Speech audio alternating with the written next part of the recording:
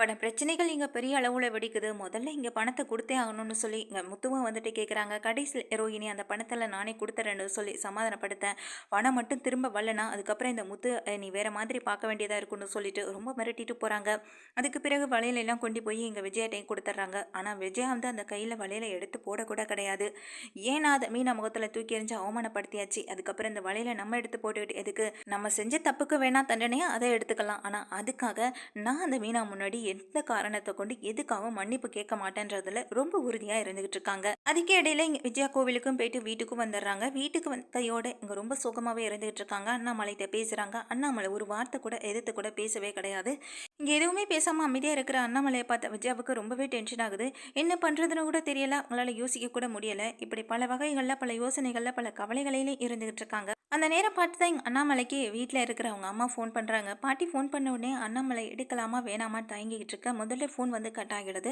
திரும்ப ஃபோன் வருது. நம்ம எதுக்காக உண்மையை மறைச்சிக்கிட்டு அம்மா கிட்ட விஷயத்த சொல்லுவோம்.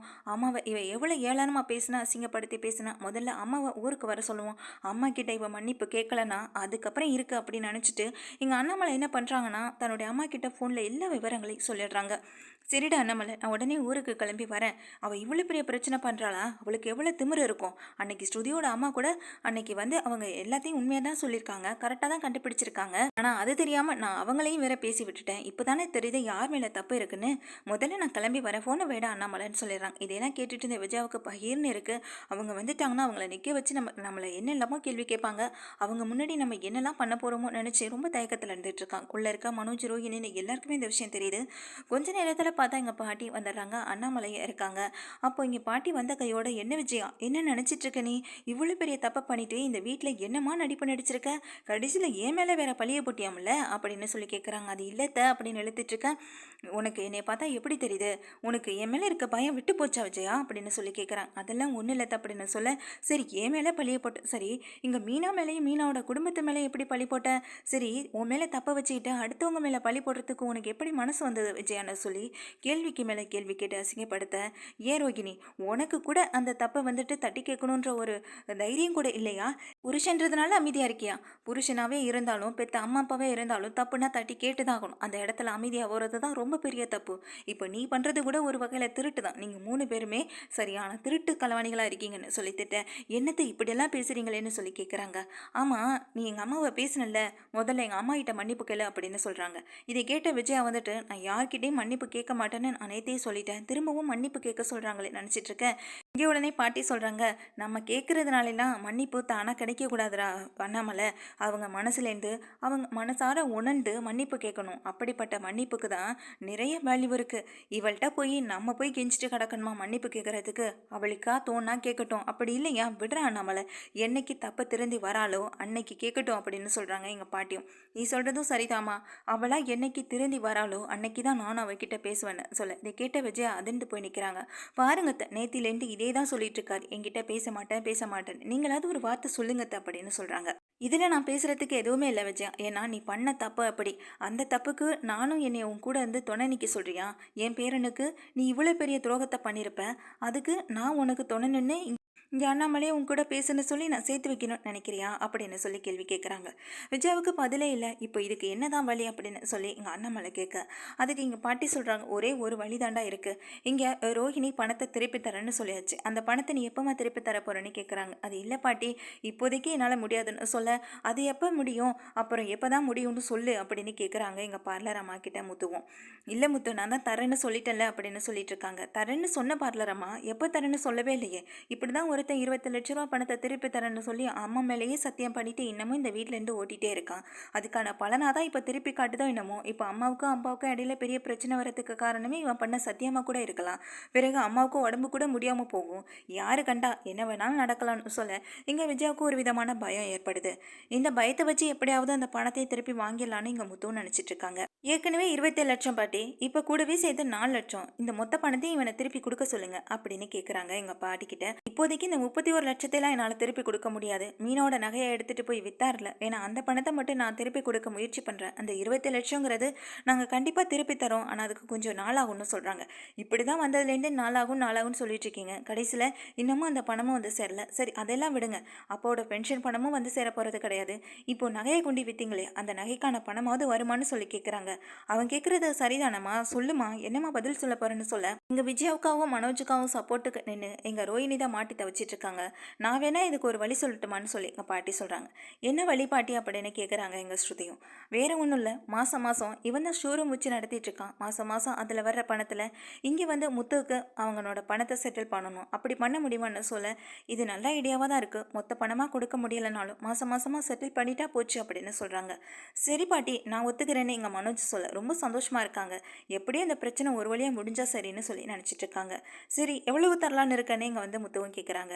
என்ன, மாதம் ஒரு 15,000 தரவாடா அப்படின்னு சொல்லி கேட்க, மொத்தமாக என் நகையை எடுத்துகிட்டு போய் விற்றுட்டு வருவேன். இப்போ மாதம் 15,000னா எங்கடா போகிறது?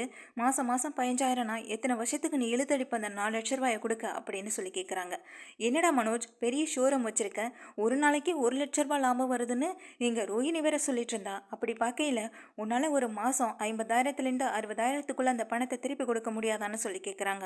50,000 பாட்டி, அதெல்லாம் முடியாது பாட்டின்னு சொல்ல, இங்கே மனோஜ் மேலே பயங்கரமாக கோவப்படுறாங்க முத்துவும். மனோஜ் இப்படி பேசுறது அண்ணாமலை ரவினி யாருக்குமே பிடிக்கல. ஸ்ருதி சொல்கிறாங்க, என்னங்க நீங்கள் மொத்தமாகவும் பணத்தை திருப்பி கொடுக்க முடியாது, அதே பாதி பாதியாக திருப்பி தாங்கனாலும் அதுக்கும் ஏதாவது ஒரு காரணம் சொல்கிறீங்க. தப்பெல்லாம் பண்ணிட்டு எப்படிங்க இப்படி உங்களுக்கு காரணம் சொல்கிறதுக்கு மனசு வருது அப்படின்னு சொல்லி கேட்குறாங்க. ஏன் பார்லராமா, இவ்வளவு எல்லாரும் நிற்க வச்சு உங்களை கேள்வி கேட்குறாங்க, அசிங்கப்படுத்துகிறாங்க, இப்போ கூட உங்களுக்கு சூடு சொரணை இல்லையான்னு சொல்லி கேள்வி கேட்ட உடனே அதுக்கு ரோஹிணி சொல்கிறாங்க, இதுக்கு மேலே இந்த முத்து பேசுகிறத எங்களால் கேட்டுட்டு இருக்க முடியாது பாட்டி. கண்டிப்பாக நீங்கள் சொல்கிற மாதிரி மாதம் 50,000 பணத்தை நானே திருப்பி கொடுத்துட்றேன்னு சொல்கிறாங்க.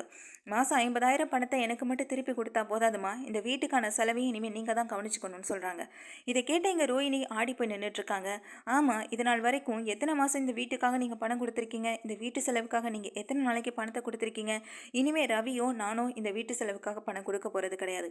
27,00,000 நாங்கள் அதை கழிச்சுக்கிறோம். நீங்கள் எவ்வளோதுக்கு வந்துட்டு இந்த வீட்டு செலவுக்கு பணம் கொடுக்குறீங்களோ அதுக்கான பணத்தை நாங்கள் கழிச்சுக்கிறோம் அப்படின்னு சொல்கிறாங்க. இதை கேட்டு எங்கள் மனோஜ் ஆடி போய் நின்றுட்டுருக்கேன். உங்ககிட்ட மொத்தமாக 27,00,000 பணம் கேட்டால் தானடா வராது. இனிமேல் இந்த வீட்டில் இருக்க ஒவ்வொரு சின்ன சின்ன செலவுகளாக இருந்தாலும் அதை நீயும் உன் பொண்டாட்டியும் தான் பார்த்துக்கணுன்னு ஒரு பெரிய எடியை தூக்கி போடுறாங்க. இதை கேட்டு இங்கே வந்துட்டு ரோஹிணி ஆடி போய் நின்றுட்டுருக்காங்க. ஏற்கனவே இன்னொரு பக்கம் ரொம்ப டார்ச்சலாக இருக்குது. அங்கே அம்மாவுக்கு பணம் அனுப்பணும், இங்கே தினேஷ் வேற எப்போ வருவான்னு தெரியல. அப்படியே அவன் திரும்பி வந்தாலும் என்கிட்ட பணம் கேட்டு டார்ச்சர் பண்ண ஆரம்பிச்சிருவான். இன்னொரு பக்கம் நான் வட்டி பணம் கட்டணும் இந்த சிட்டிக்கிட்ட. இதில் இந்த நகை எடுத்ததுக்கான பணத்தையும் கொடுக்கணும், இந்த வீட்டு சிலையும் கவனிச்சுக்கணும். ஐயோ, நம்மளால் முடியாதேன்னு நினச்சி இங்கே ரோஹிணி பதறி துடிச்சு நின்றுட்டுருக்காங்க.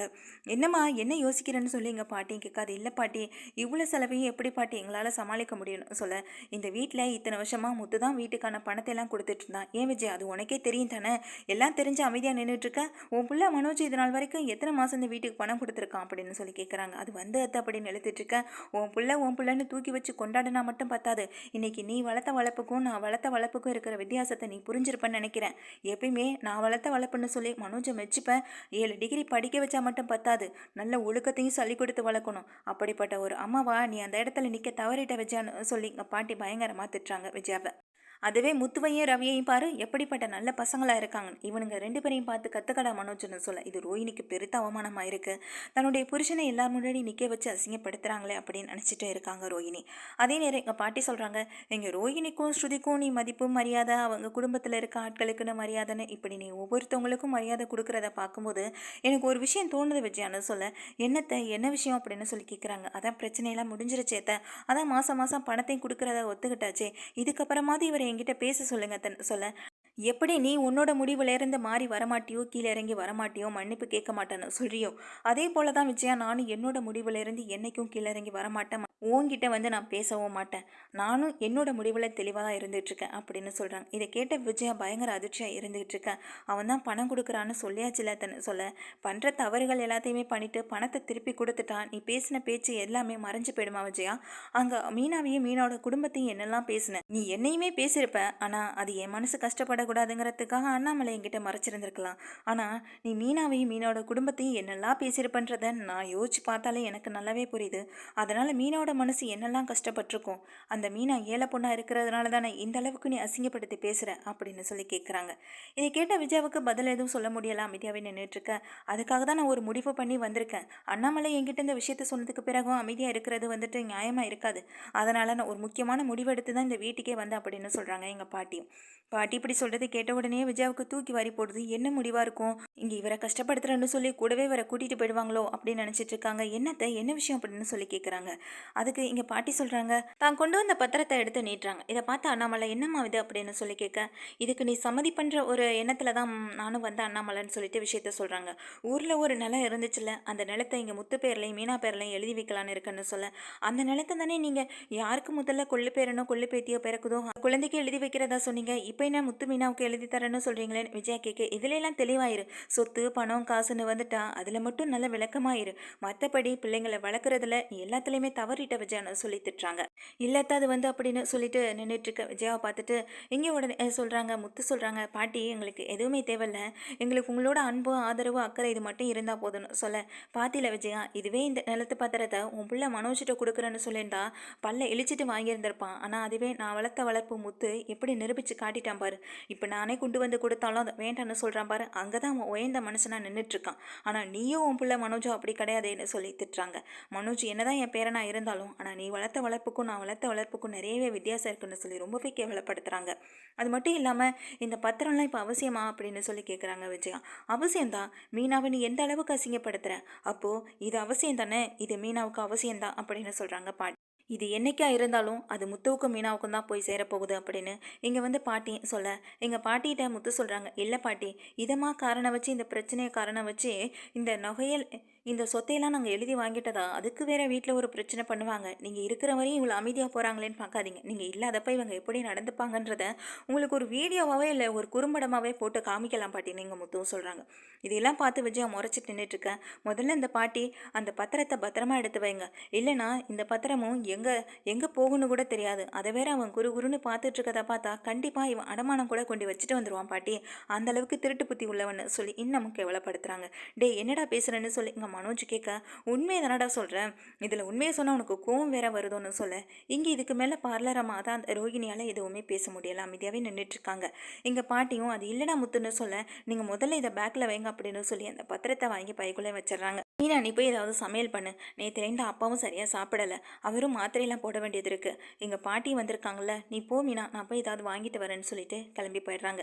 எங்கள் ஸ்ருதியும் உள்ளே போக ரவியும் உள்ளே போக நிற்கிற விஜயா கிட்ட எங்கள் பாட்டி சொல்கிறாங்க, முத்துவை பாரு, முத்துக்கிட்டேந்து கற்றுக்க வேண்டிய விஷயங்கள் எவ்வளவோ இருக்குது, ஆனால் நீ இன்னமும் அவனை ஒரு மகனாக கூட நினச்சி பார்த்ததும் இல்லை, அந்த பொண்ணை நீ மருமகளாகவும் நடத்தினது கிடையாது.